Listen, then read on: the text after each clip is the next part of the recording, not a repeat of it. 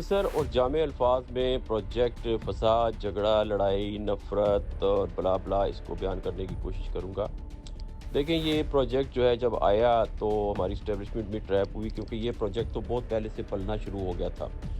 تو hidden hands انہوں نے پھر ظاہر لانچ کر دیا، انہیں پتا تھا یہ پاکستانی ہے، یہ تو کہتا ہوتا تھا میں سیاست میں کر ہی نہیں سکتا، نفرت ہے مجھے جو بھی ہے، لیکن وہ پھر لایا، اس کو لایا گیا اور ہمارے لوگ یوز ہوئے، ہمارے اسٹیبلشمنٹ بھی یوز ہوئی، سارے عدلیہ بھی یوز ہوئی، ابھی تک ہو رہے ہیں۔ مقصد اس کا کیا تھا کہ وہ دیکھیں پاور میں ہوتا ہے تو پھر بھی کسی کے ساتھ، سیاسی قبیلے کے ساتھ نہیں بیٹھتا، پاور میں نہیں ہوتا تو پھر بھی نہیں بیٹھتا۔ اس کی وجہ کیا ہے؟ اس کی بنیادی وجہ یہ ہے کہ وہ جو انٹرنیشنل لابیز ہیں، انٹرنیشنل طاقتیں ہیں، ان کا پھر ایجنڈا پورا نہیں ہوگا۔ اگر یہ سیاستدانوں کے ساتھ بیٹھ جائے گا ملکی مسائل کو حل کرنے کے لیے تو پھر ملک تو چل پڑے گا نا۔ اس نے تو ملک کو روکنا ہے، اس نے پاور میں رہ کے بھی روکنا ہے اور اس نے پاور سے ہٹ کے بھی روکنا ہے۔ اس کا مقصد یہی ہے اور وہ کر رہا ہے۔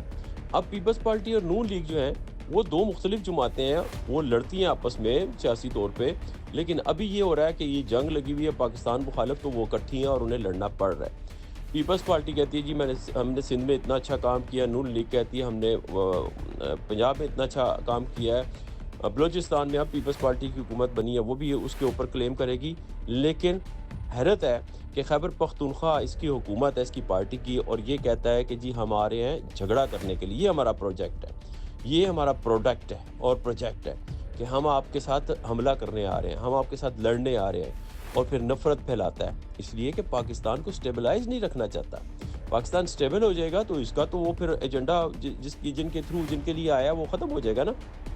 جب اس کی اپنی حکومت بچانی ہوتی ہے، زرداری صاحب کے پاؤں پڑ جاتا ہے، اب جان بچانی ہوگی تو پڑ جائے گا کسی کے پاس۔ وہ اسے پتہ ہے اسٹیبلشمنٹ میرے ساتھ مذاکرات نہیں کرے گی، اور جان بوجھ کے اس نے ضد رکھی ہوئی ہے، کیونکہ اس ضد کے اندر وہ پاکستان میں انتشار پھیل رہا ہے، یہ اس کا موٹیو ہے۔